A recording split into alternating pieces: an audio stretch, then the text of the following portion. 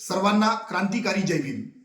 काल परभणी शहरातील जिल्हाधिकारी कार्यालयासमोर भारतीय संविधानाचे शिल्पकार बोधिसत्व डॉक्टर बाबासाहेब आंबेडकर यांच्या पूर्णाकृती पुतळ्यासमोरील जी भारतीय संविधानाची प्रतिकृती आहे, तर ह्या प्रतिकृतीची एका समाजकंटकाने, एका नराधमाने नासधूस करून विटंबना केली आहे. तर ही अत्यंत संतापजनक आणि निंदनीय अशी घटना आहे. सर्वप्रथम ह्या घटनेचा मी तीव्र शब्दामध्ये निषेध व्यक्त करतो आणि महाराष्ट्र शासनाला, मुख्यमंत्र्यांना अशी मागणी करतो की एका विशेष पथकाची स्थापना करून ह्या संबंधित आरोपीला फाशीची शिक्षा देण्यात यावी, त्याच्यावरती देशद्रोहाचा गुन्हा दाखल करण्यात यावा. आपण बघतो की ज्या समाजविघातक शक्तींना महाराष्ट्र पेटवायचा आहे, तर ते वारंवार छत्रपती शिवाजी महाराज, डॉक्टर बाबासाहेब आंबेडकर अशा महापुरुषांच्या विटंबना करत असतात.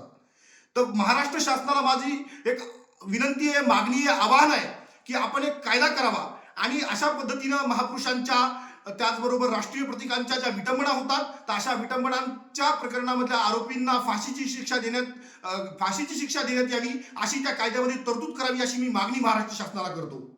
कारण आपण बघतो की ह्या विटंबनांच्या घटनांचा इतिहास जर आपण बघितला तर 1997 साली मुंबईमध्ये घाटकोपरला रमाबाई नगर कॉलनीमध्ये बाबासाहेब आंबेडकरांची अशीच पुतळ्याची विटंबना झाली.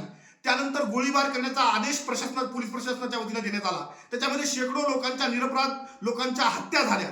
तर अशा ह्या घटनांचा त्या विटंबना करणारा आरोपी कोण, त्याच्यानंतर त्या गोळीबार करणारा जो अधिकारी होता तर त्याचं पुढे काय झालं, तर अशा अनेक प्रश्न आपल्याला या माध्यमातून दिसतात. म्हणून माझी महाराष्ट्र शासनाला मागणी आहे की आपण अशा पद्धतीनं महापुरुषांच्या प्रतिमांचा, पुतळ्यांचा विटंबना करणाऱ्या, राष्ट्रीय प्रतीकांचा अपमान करणाऱ्या अशा आरोपींवरती कठोरात कठोर कारवाई करण्यासाठी कायदा करावा आणि त्या कायद्यामध्ये फाशीची शिक्षाची तरतूद असावी, अशी मी मागणी करतो.